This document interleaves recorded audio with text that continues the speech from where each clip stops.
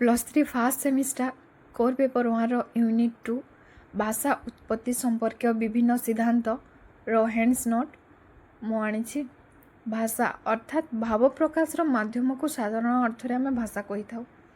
भाषा उत्पत्ति माने सृष्टि लाभ किभली भाव करी से संपर्क में विभिन्न भाषा तत्वविद माने भिन्न भिन्न सिद्धांत बा मतवाद प्रकाश कर भाषार उत्पत्ति किपरि हैला से संपर्क में विभिन्न सिद्धांत गुड़िक भाषा तत्वविद माने प्रचलित करिसंती।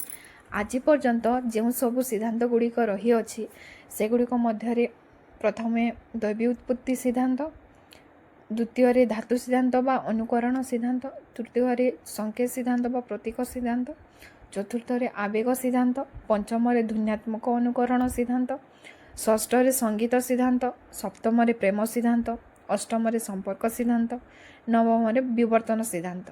आम प्रथमे आलोचना करिबा दैवी उत्पत्ति सिद्धांत। यह हेउछि भाषार उत्पत्ति संपर्कित प्राचीनतम सिद्धांत। एही सिद्धांतवादी मतरे पृथ्वीर सबु पदार्थ परि भाषा मध्य भगवान द्वारा सृष्टि।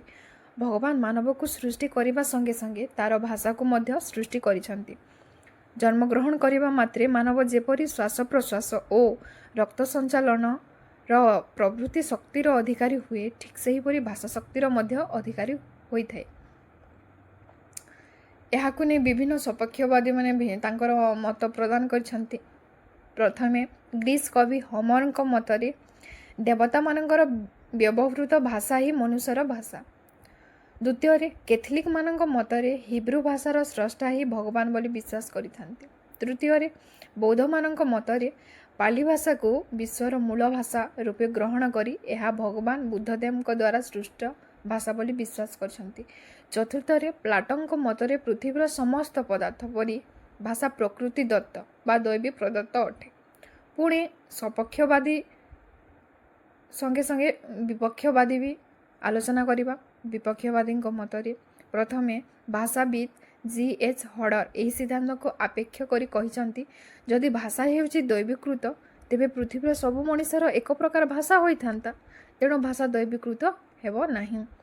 द्वितीय ख्रीष्टियान धर्मगुरु विश्व पंक मतरे ईश्वर जदि मनीष को सृष्टि करिसंती तेबे पृथ्वीर सबु पदार्थ को सृष्टि करिसंती यह भाविबा भी भूल धारणा। मनीष मध्य केतेक पदार्थ सृष्टि करिछि। तृतीय R.A. विल्सन मतरे भगवान हुए तो मनीष को उपहार स्वरूप भाषा सृष्टि करिवार शक्ति देइछंती, किंतु मनीष ही भाषा सृष्टि करिछि एकथा मानिबा भूल धारणा अटे। द्वितीय सिद्धांत होउछि धातु सिद्धांत बा अनुकरण सिद्धांत। प्लाटो यही सिद्धांत संपर्क में केतेक सूचना देइथिले, किंतु जर्मान हेस यार स्पष्ट रूप प्रदान करथिले। प्रथमे आम धातु सिद्धांत बा क्रियामूल सिद्धांत जहाँ इंग्राजी रूट थ्योरी कहा जाए। यही सिद्धांत अनुसार भिन्न भिन्न भाषा परिवार मध्य असंख्य धातु बा क्रिया मूल रही। यही धातु ही हेउछि क्रिया सृष्टि और शब्द सृष्टिर मूल बीज। यही शब्द हेउछि पदर और पद वाक्यर आधार। एहीपरि धातु हेउछि भाषार मूल बीज। द्वितीय अनुकरण सिद्धांत जहाँ यही धातु सिद्धांत और अनुकरण सिद्धांत आसीबो, जहाँ को इंग्राजी डिंग डंग थ्योरी कहा जाए। मैक्स मुलर सिद्धांत अनुसार पृथ्वी रे तंबा पितल लुहा सुना प्रभृति भिन्न भिन्न धातु भिन्न भिन्न ध्वनि सृष्टि करिथांती। क्रमे यही अनुकरण भाषा रे भिन्न भिन्न क्रियामूल बा धातुर सृष्टि होइछि। परे भाषाविद माने एहाकु डिंग डंग नाम दे सिद्धांत प्रदान करिथिले। धातुर ध्वनि सहित शब्दर एक रहस्यात्मक संगीत बा साम्य रही अछि। विपक्षवादी मतरे प्रथमे आदिम मनीष धातुर व्यवहार शिखिथिले कि नाही संदेह। द्वितीय जदि कालक्रमे तार भाषा पाई धातुर व्यवहार शिखिथिला तेबे सेतेबेले निश्चित भावे धातुर संख्या थिला सीमित। तृतीय एही सीमित संख्यक धातु बा मेटाल रु विपुल संख्यक धातु बा क्रियामूलर संभावना निश्चित भावे अबांतर परि मने हुए, कारण एपरि अनेक भाषा रही जहिरे धातुर प्राधान्य नाही। पुणी अनेक भाषा रे धातुर कौनसी आवश्यकता मध्य नाही। तृतीय संकेत सिद्धांत बा प्रतीक सिद्धांत। फ्रांस प्रसिद्ध विद्वान रूसो समाज उपरे गवेषणा करुथुरा बेले भाषा उत्पत्ति संबंधी यही सिद्धांत प्रदान करथिले। सिद्धांत हेउछि मनुष्य माने आरंभ रे हस्तर संकेत द्वारा भावर आदान प्रदान पाई ଚେଷ୍ଟା କରିଥିଲେ, କିନ୍ତୁ ଯେତେବେଳେ ସେମାନେ ଦେଖିଲେ ଯେ କେବଳ ହାତର ସଙ୍କେତ ଦ୍ୱାରା ସମସ୍ତ କାମ ଚଳିପାରୁନାହିଁ, ସେତେବେଳେ ସେମାନେ ଏକାଠି ହୋଇ କେତେକ ଧ୍ୱନିକୁ ସଙ୍କେତ ରୂପେ ସ୍ୱୀକାର କରିଥିବେ। ପରେ ପରେ ସେହି ଧ୍ୱନି ସଙ୍କେତ ଶବ୍ଦ ରୂପ ନେଇଥିବ। ପ୍ରଥମ, ଯଦି ଆରମ୍ଭରେ କୌଣସି ଭାଷାର ସତ୍ତା ନଥିଲା, ତେବେ ଲୋକମାନେ ଏକାଠି ହେଲେ କିପରି? ଯଦି ଏକାଠି ହେଲେ ଶବ୍ଦ ଗଢ଼ା ହେଲା କିପରି?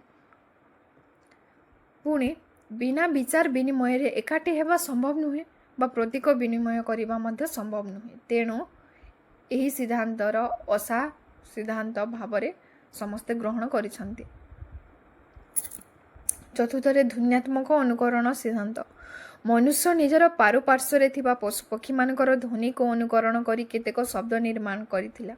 ପରେ ଏହି ଶବ୍ଦରୁ ହିଁ ଭାଷାର ସୃଷ୍ଟି ହୋଇଅଛି। ଉଦାହରଣ ସ୍ୱରୂପ ପତ୍ରର ମରମର, କୋକିଲର କୁହୁ କୁହୁ, ନଦୀର କୁଲୁ କୁଲୁ, ଶ୍ୱାନର ଭୋ ଭୋ ପ୍ରଭୃତି ରାବର ଧ୍ୱନି ଶୁଣି ଶୁଣି ମଣିଷ ଏଗୁଡ଼ିକରେ ଅନୁସରଣର କେତେକ ଶବ୍ଦ ସୃଷ୍ଟି କରିଥିଲା।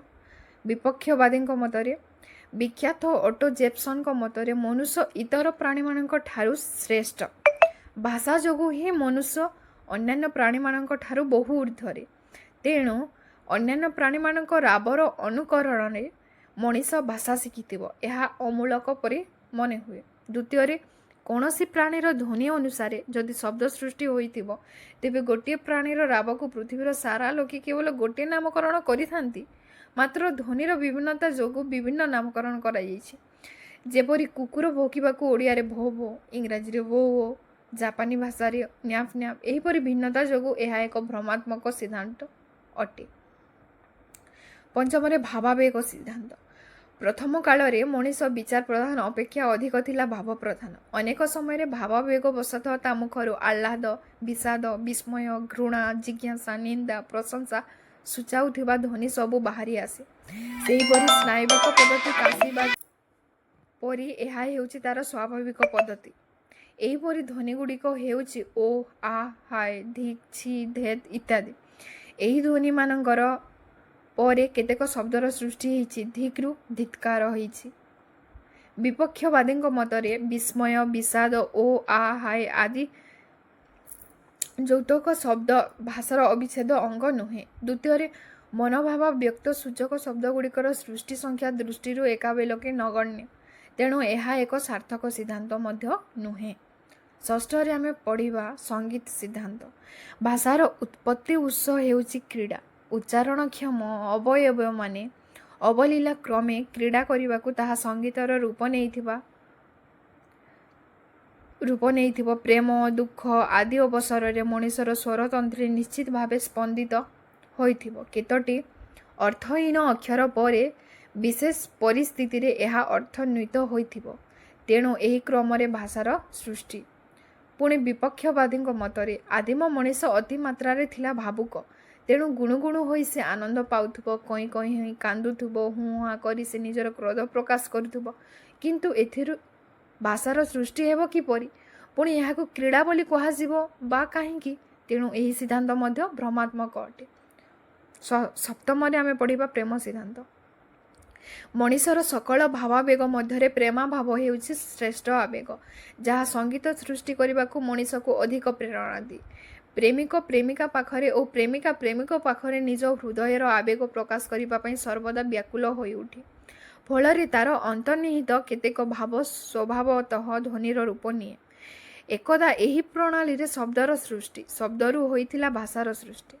ବିପକ୍ଷବାଦୀଙ୍କ ମତରେ ପ୍ରେମ ମଣିଷର ଶ୍ରେଷ୍ଠ ଭାବାବେଗ ହେଲେ ହେଁ ଏହା ସର୍ବକାଳୀନ ନୁହେଁ। ଏହି ଭାବାବେଗର ସୃଷ୍ଟି ଧ୍ୱନି କୌଣସି ଭାଷାରେ ଏତେ ବ୍ୟାପକ ନୁହେଁ, ଯାହାକି ଭାଷା ସୃଷ୍ଟିର କାରଣ ରୂପେ ସ୍ୱୀକୃତ ହେବ। ଅଷ୍ଟମରେ ସମ୍ପର୍କ ସିଦ୍ଧାନ୍ତ।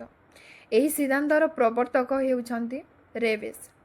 ସାମାଜିକ ଜୀବ ଭାବେ ମଣିଷ ପାରସ୍ପରିକ ସମ୍ବନ୍ଧ ଭିତରେ ସମ୍ବନ୍ଧିତ, ଯାହାକି ହେଉଛି ମଣିଷର ଏକ ସହଜାତ ପ୍ରବୃତ୍ତି। ଏହି ପ୍ରବୃତ୍ତି ହିଁ ସମ୍ପର୍କ। ଏହି ପ୍ରବୃତ୍ତିରୁ ସମାଜ ବା ଗୋଷ୍ଠୀର ସୃଷ୍ଟି। ଏହି ଧାରାରେ ଆଦିମ ମଣିଷ ପ୍ରଥମେ କ୍ଷୁଦ୍ର କ୍ଷୁଦ୍ର ଗୋଷ୍ଠୀରେ ବିଭକ୍ତ ହୋଇଥିଲା। ପ୍ରତି ଗୋଷ୍ଠୀରେ ଥିବା ବ୍ୟକ୍ତିମାନେ, ଗୋଷ୍ଠୀବଦ୍ଧ ବ୍ୟକ୍ତିମାନେ ନିଜ ନିଜର ମୌଳିକ ସହଜାତ ପ୍ରବୃତ୍ତି ଓ ଭାବନାଗୁଡ଼ିକୁ ପ୍ରକାଶ କରିବା ପାଇଁ ଭିନ୍ନ ଭିନ୍ନ ସ୍ଥଳରେ ଭିନ୍ନ ପ୍ରକାର ସମ୍ପର୍କ ସ୍ଥାପନ କରିଥିବେ। ଏହି ସମ୍ପର୍କ ପାଇଁ ସ୍ପର୍ଶ ଥିଲା ଅନିବାର୍ଯ୍ୟ। ଏହି ସ୍ପର୍ଶରୁ ମୁଖରେ ନିଶ୍ଚିତ ଭାବେ ଏକ ଧ୍ୱନି ଉଚ୍ଚାରିତ ହେଉଥିବ। ଯେତିକି ଯେତିକି ସମ୍ପର୍କ ବଢ଼ିଥିବ ସେତିକି ସେତିକି ଧ୍ୱନି ସୃଷ୍ଟି ହେଇଥିବ। ପ୍ରଥମେ ତ ଧ୍ୱନି ପ୍ରାକୃତିକ ଓ ପରେ ହେଲା କୃତ୍ରିମ। ଧ୍ୱନି କୃତ୍ରିମ ହେବାରୁ ବ୍ୟାପକ ରୂପ ଗ୍ରହଣ କଲା, ଅର୍ଥାତ୍ ସମ୍ପର୍କ ପ୍ରାରମ୍ଭରେ ଥିଲା ଭାବ ସ୍ଥଳରେ ଓ ପରେ ବୌଦ୍ଧିକ ସ୍ତରକୁ ଉନ୍ମୀତ ହେଲା। ସେତେବେଳେ ସମ୍ପର୍କ ବୌଦ୍ଧିକ ସ୍ତରକୁ ଚାଲି ଆସିଲା। ସେତେବେଳେ ଭାଷା ଅଧିକ ସମୃଦ୍ଧ ହେଲା। ବିପକ୍ଷବାଦୀଙ୍କ ମତରେ ବିଶ୍ୱର କାଶ୍ମୀରୀ ଆଦି ଭାଷା ବିଜ୍ଞାନୀଗଣ ଏହି ସିଦ୍ଧାନ୍ତକୁ ଏକ ଅନିର୍ଣ୍ଣୟ ଭାବେ ଗ୍ରହଣ କରିଛନ୍ତି ଯେ ଭିନ୍ନ ଭିନ୍ନ ସ୍ତରରେ ଭାଷା କିପରି ବିକାଶ ଲାଭ କରିଥିଲା ତାହାର ମୂଳ ରୂପର ସନ୍ଧାନ ଏଥିରେ ଅସ୍ପଷ୍ଟ।